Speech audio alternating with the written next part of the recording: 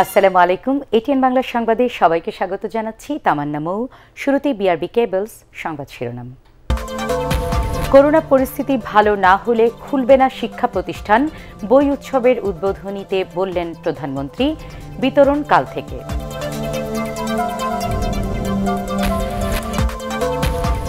আয়কর রিটার্ন জমা দেওয়ার শেষ দিনে কর অফিসে ভিড়, সাড়া মিলছে কালো টাকা সাদা করার আহ্বানে।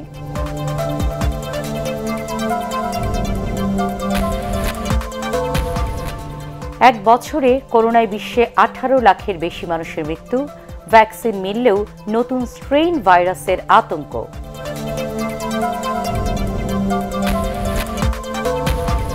বিদায়ী বছরে করোনা মহামারীতে থমকে ছিল বিশ্ব ক্রীড়াঙ্গন, কিংবদন্তি ম্যারাডোনা সহ বহু খেলোয়াড়ের মৃত্যু।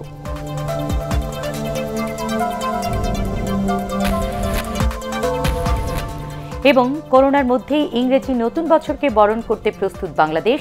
31কে ঘিরে কোনো ধরনের নাশকতার হুমকি নেই বললেন র্যাব মহাপরিচালক। শুনছিলেন বিআরবি কেবলস সংবাদ শিরোনাম। এবার পুরো সংবাদ। স্বাস্থ্যবিধি মেনে ধাপে ধাপে বই বিতরণের নির্দেশ দিয়েছেন প্রধানমন্ত্রী শেখ হাসিনা। ভার্চুয়ালি বই উৎসবের উদ্বোধন করে তিনি কথা বলেন। প্রধানমন্ত্রী জানান, 15 জানুয়ারির মধ্যে পরিস্থিতি ভালো না হলে ডিজিটাল পদ্ধতিতে চালিয়ে নেওয়া হবে শিক্ষা কার্যক্রম। করোনা সংক্রমণের আশঙ্কায় ছাত্রছাত্রীদের কথা মাথায় রেখেই শিক্ষা প্রতিষ্ঠান বন্ধ রাখা হয়েছে বলেও জানান তিনি। বিস্তারিত জানাচ্ছেন শফিকুল ইসলাম শামীম। প্রতিবছর গণভবনে শিক্ষার্থীদের হাতে বই তুলে দিলেও এবার করোনা পরিস্থিতির কারণে বঙ্গবন্ধু আন্তর্জাতিক সম্মেলন কেন্দ্রে অনলাইনে যুক্ত হয়ে বই উৎসবের উদ্বোধন করেন প্রধানমন্ত্রী শেখ হাসিনা। জনসমাগম না করে স্বাস্থ্য সুরক্ষার বিষয়গুলো মেনে ধাপে ধাপে বই বিতরণের জন্য নির্দেশনা দেন প্রধানমন্ত্রী। পরিস্থিতি ভালো না হওয়া পর্যন্ত ডিজিটাল পদ্ধতিতে সব কার্যক্রম চালানোরও ঘোষণা দেওয়া হয়। ডিজিটাল পদ্ধতিতে পাঠদান দেওয়ার জন্য শিক্ষকদের বিশেষ প্রশিক্ষণ নেওয়ারও আহ্বান জানান তিনি। স্বাস্থ্যবিধি মেনে একসাথে যাতে বেশি সমাবেশ না হয় সেদিকে লক্ষ্য রেখে ভাগে ভাগে বইগুলি বিতরণ করাই ভালো, কারণ স্বাস্থ্যবিধি মেনে সবাই স্বাস্থ্য সুরক্ষা মেনে চলুক, সেটাই আমরা চাই। 15 জানুয়ারি পর্যন্ত সময় দিয়েছি, এর মধ্যে যদি অবস্থা ভালো হয় খোলা হবে, যদি না হয় আমরা করব না। কিন্তু আমি মনে করি যে বিভিন্ন ডিজিটাল পদ্ধতিতে এই শিক্ষা কার্যক্রম অব্যাহত থাকবে। দেশকে এগিয়ে নিতে পড়াশোনায় মনোযোগী হওয়ার জন্য শিক্ষার্থীদের প্রতি আহ্বান জানান প্রধানমন্ত্রী শেখ হাসিনা। কারিগরি শিক্ষার প্রসার ঘটানোর পাশাপাশি মাদ্রাসা শিক্ষাকে যুগোপযোগী ও আইসিটি শিক্ষার মান উন্নয়নে বর্তমান সরকারের নেওয়া নানা পদক্ষেপের কথাও তুলে ধরেন তিনি। কারিগরি শিক্ষাকে সবথেকে বেশি আমরা গুরুত্ব দিয়েছি এবং তাকে সম্প্রসারণ এবং যুগোপযোগী করার লক্ষ্যে 2016 সালে আমরা কারিগরি ও মাদ্রাসা শিক্ষা বিভাগ প্রতিষ্ঠা করি। মাদ্রাসা শিক্ষাকে যুগোপযোগী ও আধুনিকরণে মাদ্রাসা শিক্ষা কার্যক্রমে কারিগরি শিক্ষার বিষয় বিভিন্ন বিষয় আমরা অন্তর্ভুক্ত করে দিয়েছি, কারণ মাদ্রাসা শিক্ষার পর সেই ছেলেমেয়েরা যেন কর্মসংস্থার ব্যবস্থায় চাকরি পায়, কাজ পায়। করোনা ভাইরাসের কারণে স্কুল কলেজ বন্ধ থাকায় এবার বই উৎসব না হলেও নতুন বছরের প্রথম দিন 1 জানুয়ারি শিক্ষা প্রতিষ্ঠান থেকে বই বিতরণ শুরু হবে। মাধ্যমিক এবং প্রাথমিক স্তরে 2021 শিক্ষাবর্ষে 34 কোটি 36 লাখ বই বিতরণ করা হবে। শফিকুল ইসলাম শামীম, এটিএন বাংলা, ঢাকা। শেষ হলো 2 মাসব্যাপী আয়কর মেলা। শেষ দিনে আয়কর রিটার্ন জমা দেওয়ার ভিড় ছিল কর অফিসে। অপ্রদর্শিত অর্থের আয়কর রিটার্ন দাখিল ও রাজস্ব আদায়ে এবার ইতিবাচক সাড়া পড়েছে বলে জানিয়েছে রাজস্ব বোর্ড এনবিআর। গত বছরের চেয়ে এবার 15 থেকে 20 ভাগ বেশি আয়কর রিটার্ন জমা হতে পারে বলেও আশাবাদী কর কর্মকর্তারা। বিস্তারিত জানাচ্ছেন শেরফুল আলম। অতিরিক্ত সময়ের শেষ দিনে আয়কর রিটার্ন জমা দেওয়ায় ব্যস্ত ছিলেন করদাতারা। কর অফিসে ইটিআই নিবন্ধন, রিটার্ন দাখিল সহ অন্যান্য সেবা নিচ্ছেন তারা। হয়রানি ছাড়া রিটার্ন জমা দিতে পারায় এখন খুশি তারা। এর আগে কখনো দেইনি, এই ফার্স্ট, আর এর জন্যই লেট হয়ে গেছে। 19-এর কারণে ওই সময় দেওয়া যায় নাই, কাগজপত্রের শর্ট ছিল, সেজন্য এখন নিয়ে আসলাম। কালকে সম্পূর্ণ কমপ্লিট করে গেছি, জাস্ট সময় শেষ হয়ে গেছিল, জমা দিতে পারিনি। আজকে এসে জাস্ট জমা দিব। 24শে ডিসেম্বর পর্যন্ত 20 লাখ আয়করদাতার কাছ থেকে রাজস্ব আদায় হয়েছে প্রায় 3600 কোটি টাকা। এছাড়াও অপ্রদর্শিত অর্থের রাজস্ব আদায়ে প্রবৃদ্ধি পাচ্ছে বলে জানিয়েছে জাতীয় রাজস্ব বোর্ড এনবিআর। সারা বাংলাদেশে 15 থেকে 20% গ্রোথ থাকবে এই বছর, এবং যেহেতু আরও 4 মাস তারা সময় নিতে পারবে টাইম পিটিশন, আমাদের টোটাল প্রায় 20% টাইম পিটিশন রয়েছে। অপ্রদর্শিত অংশ করদাতারা জমা দিয়েছেন, যে আমার এখানে এই পর্যন্ত 89 কোটি জমা হয়েছে, এটা আশা করি আরও বৃদ্ধি পাবে, যেহেতু রিটার্ন দাখিলের সময় আরও 4 মাস আছে। অপ্রদর্শিত অংশের অধিকাংশই জমা দিবেন এবং তারা নিশ্চিন্তভাবে জমা দিয়ে নিশ্চিন্তভাবে ঘুমাতে পারবেন, সেই আশা করি আর কি। 2 মাস পরেও অতিরিক্ত সময়ের জন্য টাইম পিটিশনের আবেদন করেছেন অনেকেই। টাইম পিটিশনের কারণে এবার আয়কর আহরণের পরিমাণ আরও বেশি বাড়বে বলে আশা করছে NBR. Sharful Alam, ATN Bangla, Dhaka. Corona virus আক্রান্ত হয়ে গত 24 ঘন্টায় দেশে আরও 28 জনের মৃত্যু হয়েছে। এ নিয়ে মৃতের সংখ্যা বেড়ে দাঁড়ালো 7,559 জনে। এ সময় অ্যান্টিজেন টেস্ট সহ 13,254টি নমুনা পরীক্ষা করে নতুন শনাক্ত হয়েছেন 1,014 জন। মোট করোনা শনাক্তের সংখ্যা 5,13,510। 24 ঘন্টা শনাক্ত বিবেচনায় আক্রান্তের হার 7.65%। একদিনে নতুন করে সুস্থ হয়েছেন 1,389 জন। মোট সুস্থ 4,57,459 জন। স্বাস্থ্য অধিদপ্তরের সংবাদ বিজ্ঞপ্তিতে এসব তথ্য জানানো হয়। মৃতদের মধ্যে 21 জন পুরুষ ও 7 জন নারী। এর মধ্যে ঢাকা বিভাগে সর্বোচ্চ 22 জন, চট্টগ্রামে 3 এবং বরিশাল, রংপুর ও ময়মনসিংহ বিভাগে 1 জন করে মারা গেছেন।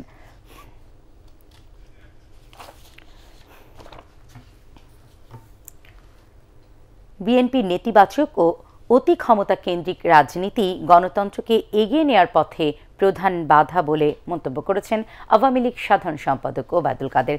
রাজধানীর বাসভবনে ব্রিফিংয়ে তিনি বলেন, বিএনপি ধ্বংসাত্মক রাজনীতির ধারক ও বাহক। দেশে গণতান্ত্রিক মূল্যবোধ আর বাক স্বাধীনতা আছে বলেই তারা প্রতিনিয়ত সরকারের বিরুদ্ধে কথা বলতে পারছে। বিএনপি তাদের সমস্যা মনস্তাত্ত্বিক, তারা সৃষ্টিতে নয় ধ্বংসাত্মক প্রবণতায় ভুগছে।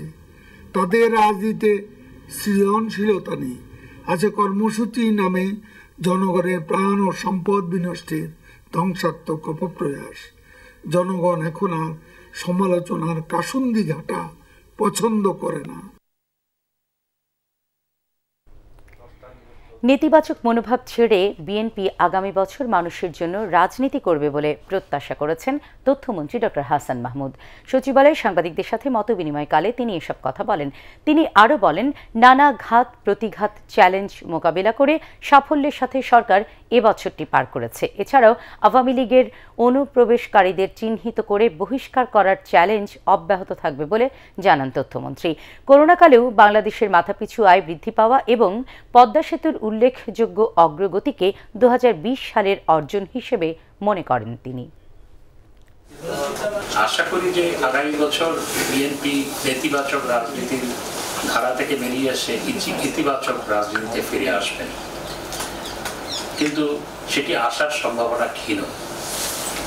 তো সুতরাং বিএনপির নেতিবাচক রাজনীতিকেও আমাদের আগামী বছরও মোকাবেলা করতে হবে। আর কিছু সব বিষয়ে বিশেষজ্ঞের যে জনগণকে মাঝে মধ্যে বিভ্রান্ত করার অপচেষ্টা, সেটিকেও আমাদের মোকাবেলা করতে হবে। এগুলো অতীতেও আমরা মোকাবেলা করেছি, আগামীতেও আমাদের মোকাবেলা করতে হবে। ভুল আসামি হয়ে প্রায় 5 বছর ধরে কারাগারে থাকা রাজধানীর পল্লবীর বেনারসি কারিগর আরমানকে মুক্তির নির্দেশ দিয়েছেন হাইকোর্ট। একই সাথে 30 দিনের মধ্যে তাকে 20 লাখ টাকা ক্ষতিপূরণ দিতে পুলিশ মহাপরিদর্শককে নির্দেশ দেওয়া হয়েছে। পাশাপাশি আরমানকে আসামি করার ঘটনায় জড়িত পুলিশ সদস্যদের বিরুদ্ধে বিভাগীয় ব্যবস্থা নেওয়ারও নির্দেশ দিয়েছেন আদালত। বিচারপতি মজিবুর রহমান মিয়া ও বিচারপতি মহিউদ্দিন শামীমের ভার্চুয়াল বেঞ্চ এ রায় দেন। রায়ের পর্যবেক্ষণে আদালত বলেন, নামের ভুলের কারণে আসামি হয়ে 5 বছর ধরে নিরপরাধ আরমানের কারাভোগের ঘটনা নিছক একটি ভুল নয়, এটি একটি পরিকল্পিত ষড়যন্ত্র। রাজধানীর পল্লবী থানার এক মাদক মামলায় 10 বছরের সাজাপ্রাপ্ত আসামি শাহাবুদ্দিন বিহারীর পরিবর্তে কারাভোগ করে আসছেন পল্লবীর বেনারসির কারিগর আরমান। এবার বর্ষ শেষের বিশেষ প্রতিবেদন বিদায় 2020।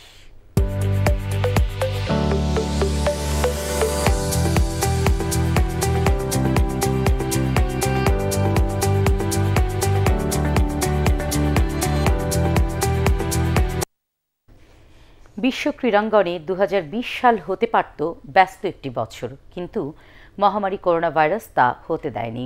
টি-20 বিশ্বকাপ ক্রিকেট, ফুটবলে ইউরোপিয়ান চ্যাম্পিয়নশিপ ও কোপা আমেরিকা, সেই সঙ্গে বিশ্বের সবচেয়ে বড় ক্রীড়া আসর অলিম্পিকও থমকে যায় করোনার কাছে। অন্যদিকে কিংবদন্তি ফুটবলার দিয়েগো ম্যারাডোনার মৃত্যুতে বিশ্ব ক্রীড়াঙ্গনের নামে শোকের ছায়া। কোভিডকালের ক্রীড়া বিশ্বের কথা জানাচ্ছেন পরাগারমান। 2020 সালটা শেষ হলে যেন বাঁচে পুরো বিশ্ব। 100 বছরের অপকাণ্ড যেন এবছরই। মহামারী করোনা ভাইরাসে বিপর্যস্ত বিশ্ব অর্থনীতি কেড়ে নিয়েছে লক্ষ প্রাণ। থমকে গেছে বিশ্ব ক্রীড়াঙ্গন।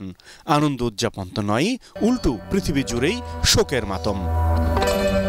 করোনা কেড়ে নিয়েছে অনেক খ্যাতিমান ক্রীড়াবিদকে। নিঃসন্দেহে তাদের মধ্যে সবচেয়ে বড় নাম দিয়েগো ম্যারাডোনা। একটা প্রজন্মকে ফুটবল ভালোবাসতে শিখিয়েছেন তিনি। প্রায় একা আর্জেন্টিনাকে বিশ্ব চ্যাম্পিয়ন করানো কিংবা রেলিগেশনের খুব কাছে থাকা অখ্যাত নেপোলিকে ইউরোপ সেরা করার মতো অবিশ্বাস্য কীর্তি করেন এই জাদুকর ফুটবলার।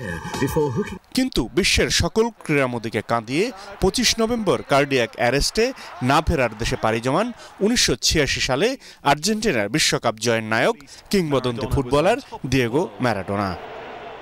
ম্যারাডোনার মৃত্যুর এক সপ্তাহ না যেতেই মারা যান আরেক বিশ্বকাপ জয়ী ফুটবলার ইটালির পাওলো রসি। 11 মার্চ বিশ্ব স্বাস্থ্য সংস্থা কোভিড-19কে মহামারী ঘোষণা করলে দ্রুত পাল্টে যায় দৃশ্যপট। হঠাৎ করেই থমকে যায় বিশ্ব ক্রিকেট। বিশ্বকাপ টি-20 থেকে শুরু করে সব সিরিজ স্থগিত হয়ে যায়।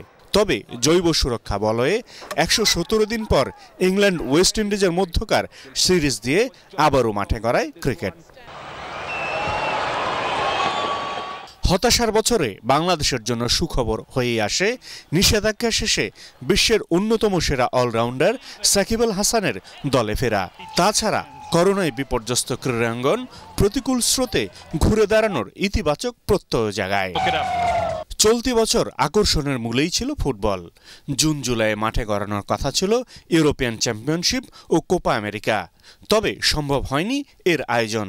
পিছিয়ে যায় 1 বছর, থেমে যায় ইউরোপের শীর্ষ 5 লিগের খেলা, বন্ধ হয় চ্যাম্পিয়ন্স লিগ। তবে সব শঙ্কা দূর করে নানা নিয়মের মোড়কে 65 দিন পর মাঠে ফেরে ফুটবল।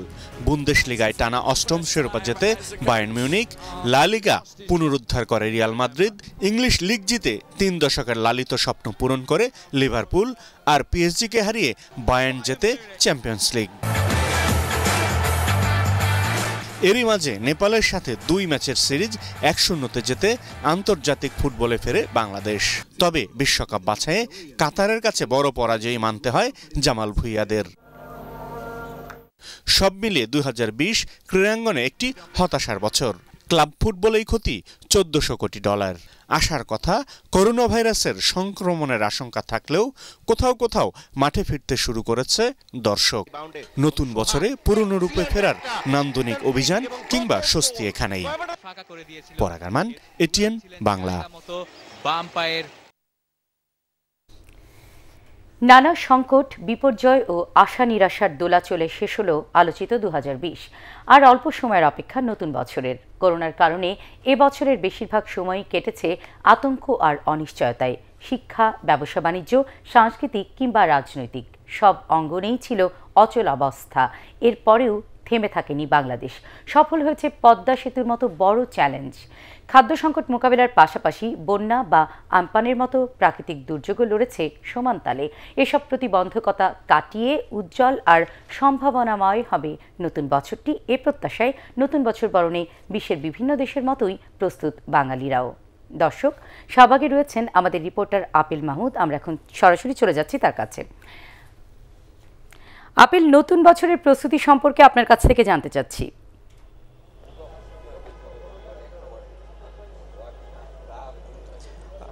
তামান্না, 31st নাইট উদযাপন উপলক্ষে আইন শৃঙ্খলা বাহিনী গোটা রাজধানী কিন্তু নিরাপত্তার চাদরে ঢেকে দিয়েছেন এবং যেসব গুরুত্বপূর্ণ পয়েন্টগুলো আছে সেগুলোতে নিরাপত্তা বাড়ানোর পাশাপাশি যে বাহন বা যাদেরকে সন্দেহ মনে হচ্ছে তাদেরকে তল্লাশি করছেন।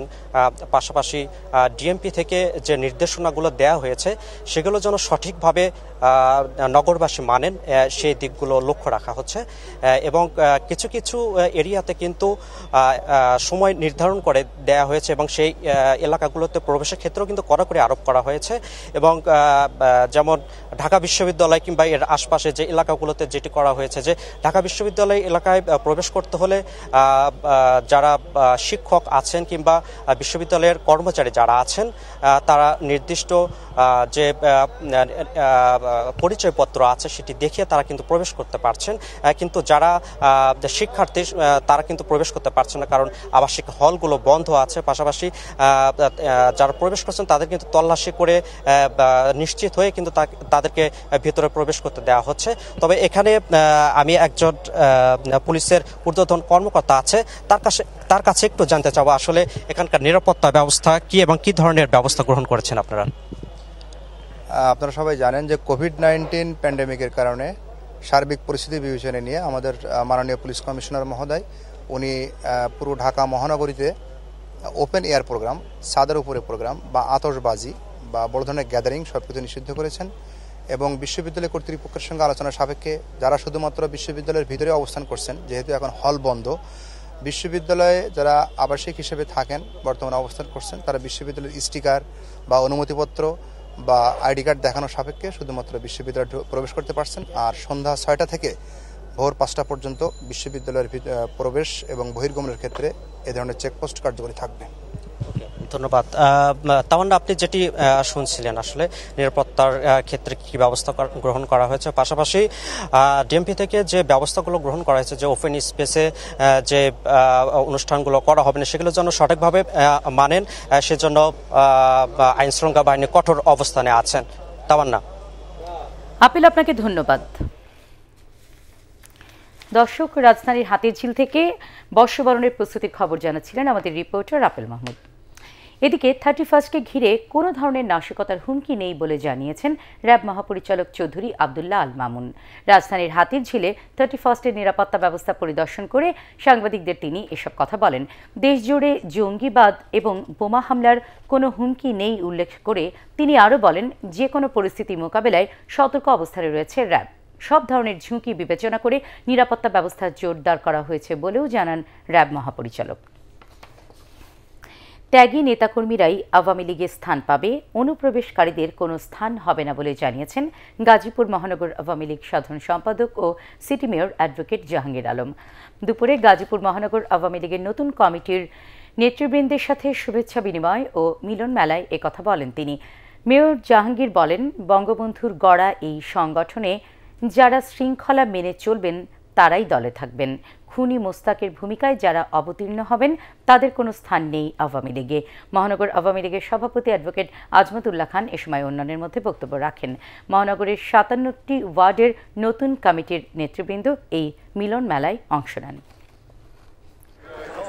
আওয়ামী লীগ তৈরি করেছে বঙ্গবন্ধু শেখ মুজিবুর রহমান, তাই কোনো মাননীয় প্রধানমন্ত্রী আওয়ামী লীগ এবং সরকার পরিচালনা করছে। যদি কেউ মানেন মাননীয় প্রধানমন্ত্রীকে মানতে হবে, আর যদি না মানেন রেজিস্ট্রেশন খোলা আছে। যারা এই সংগঠনকে মানবে, শৃঙ্খলা মানবে, তাদেরকে নিয়ে সংগঠন আমরা দেখব। যেহেতু রাষ্ট্র পরিচালনায় মাননীয় প্রধানমন্ত্রী আছে, সরকারের ভালো দিকগুলো আমাদের নেতাকর্মীরা উপভোগ করা উচিত। করোনা মহামারীর মধ্যে প্রধানমন্ত্রীর ভিডিও কনফারেন্সিং ও অন্যান্য কাজে সহায়তা করায় তার কার্যালয় ও বাংলাদেশ টেলিভিশনের কর্মকর্তা কর্মচারীদের আর্থিক সহায়তা দিয়েছেন প্রধানমন্ত্রী শেখ হাসিনা।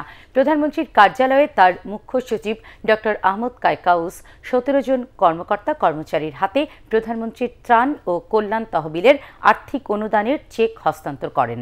প্রধানমন্ত্রীর উপপ্রেস সচিব KM শাখাওয়াত মুন জানান, সহায়তাপ্রাপ্তদের মধ্যে রয়েছেন বিটিভির 9 জন চিত্রগ্রাহক। এ সময় প্রধানমন্ত্রীর কার্যালয়ের সচিব মোহাম্মদ তোফাজ্জল হোসেন মিয়া, উপপ্রেস সচিব হাসান জাহিদ তুষার ও সহকারী প্রেস সচিব আশরাফ সিদ্দিকী বিটু অন্যান্যের মধ্যে উপস্থিত ছিলেন। আল আরাফা ইসলামী ব্যাংক অর্থ সংবাদ।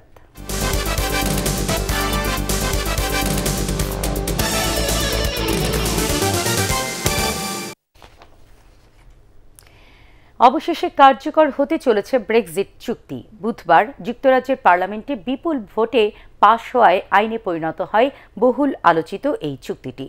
1 জানুয়ারি থেকে তা কার্যকর হবে। এর ফলে প্রায় 1 বছরের টানাপোড়েন শেষে নির্দিষ্ট সময়ের মধ্যেই ইউরোপীয় ইউনিয়ন থেকে সফলভাবে বের হতে যাচ্ছে যুক্তরাজ্য।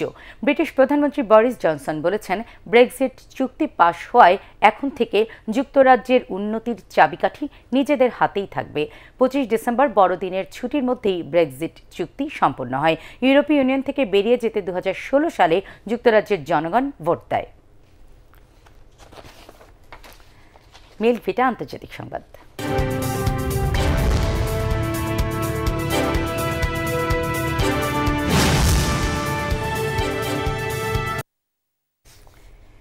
চীনের শীত মৌসুমে করোনা ভাইরাসের মহামারী সংক্রমণ ঠেকাতে প্রথম কোভিড টিকার অনুমোদন দিল দেশটির রাষ্ট্র নিয়ন্ত্রিত ঔষধ কোম্পানি সিনোফার্ম।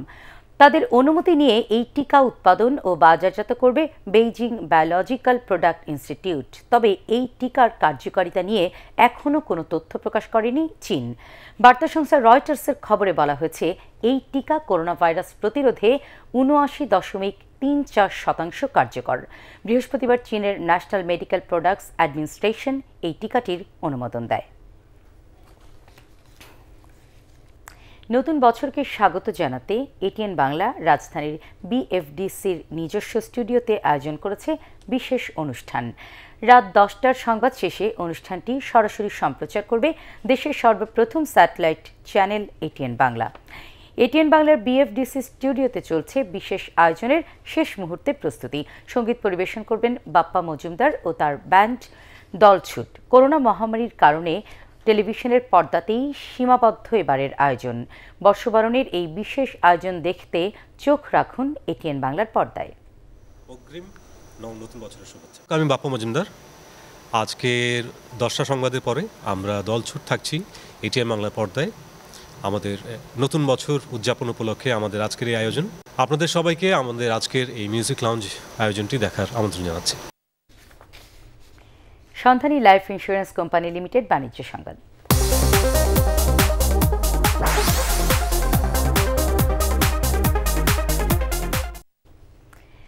বাংলাদেশ ব্র্যান্ড ফোরামের উদ্যোগে আয়োজিত হল বেস্ট ব্র্যান্ড অ্যাওয়ার্ডের 11 আসর। করোনার কারণে এক জমকালো ভার্চুয়াল অনুষ্ঠানে বাংলাদেশের সেরা ব্র্যান্ডগুলোকে সম্মাননা জানানো হয়। 12তম বেস্ট ব্র্যান্ড অ্যাওয়ার্ডে 37টি ক্যাটাগরিতে সর্বমোট 105টি ব্র্যান্ডকে সম্মানিত করা হয়। এছাড়াও পদক লাভ করে সর্বশ্রেণীতে সেরা 15 ব্র্যান্ডের প্রতিনিধিরা।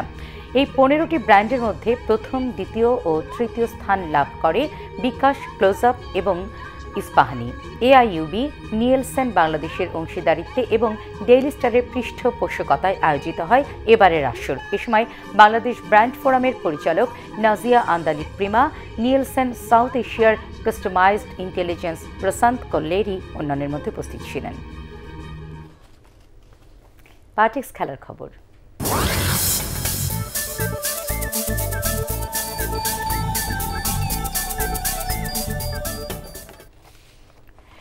আগামী 1 বছরের জন্য ফুটবল ক্যালেন্ডার ঘোষণা করেছে বাংলাদেশ ফুটবল ফেডারেশন। 13 জানুয়ারি থেকে শুরু হবে পেশাদার ফুটবল লিগের নতুন আসর। এখন থেকে এই সূচি অনুযায়ী খেলোয়াড় ট্রান্সফার এবং লিগ সময়মতো হবে বলে জানান বাফুফের সিনিয়র সহসভাপতি সালাম মোর্শেদি। বিকেলে বাফুফে ভবনে সংবাদ সম্মেলনে আগামী 1 বছরের ফুটবল সূচি ঘোষণা করা হয়। এ সময় তিনি জানান, ফুটবল সূচি অনুযায়ী কাজ করাটাই হবে বাফুফের নতুন কমিটির চ্যালেঞ্জ। অবস্থায় আমাদের সীমাবদ্ধতার কারণে অনেক সময় পারিনি।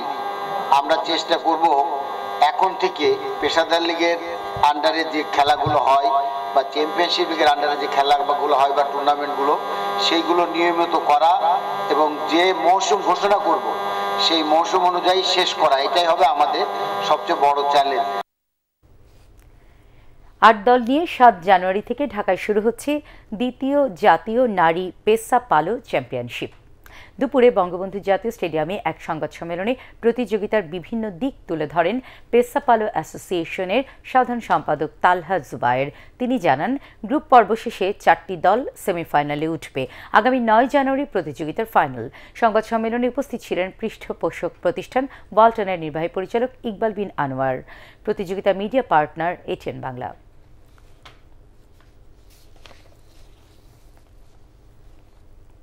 শেষ করার আগে বিআরবি কেবল সংবাদ শিরোনাম আরও একবার। করোনা পরিস্থিতি ভালো না হলে খুলবে না শিক্ষা প্রতিষ্ঠান, বই উৎসবের উদ্বোধনে বললেন প্রধানমন্ত্রী। বিতরণ কাল থেকে।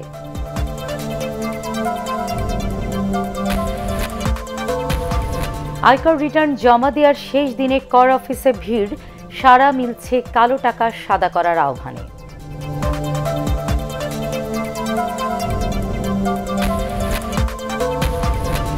এক বছরে করোনায় বিশ্বে 18 লাখের বেশি মানুষের মৃত্যু, ভ্যাকসিন মিললেও নতুন স্ট্রেন ভাইরাসের আতঙ্ক।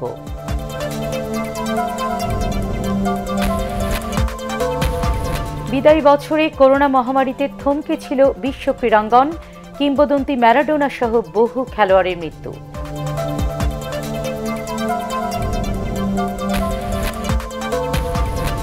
এবং করোনার মধ্যেই ইংরেজি নতুন বছরকে বরণ করতে প্রস্তুত বাংলাদেশ। 31কে ঘিরে কোনো ধরনের নাশকতার হুমকি নেই বললেন র্যাব মহাপরিচালক। পরবর্তী সংবাদ দেখার আমন্ত্রণ জানিয়ে এখনকার মতো শেষ করছি। করোনা ভাইরাস থেকে নিজেকে সুরক্ষিত রাখতে মাস্ক পরুন, বারবার হাত পরিষ্কার করুন। আর এটিএন বাংলা সংবাদ ইউটিউবে দেখতে ব্রাউজ করুন youtube/ATN Bangla News। আল্লাহ।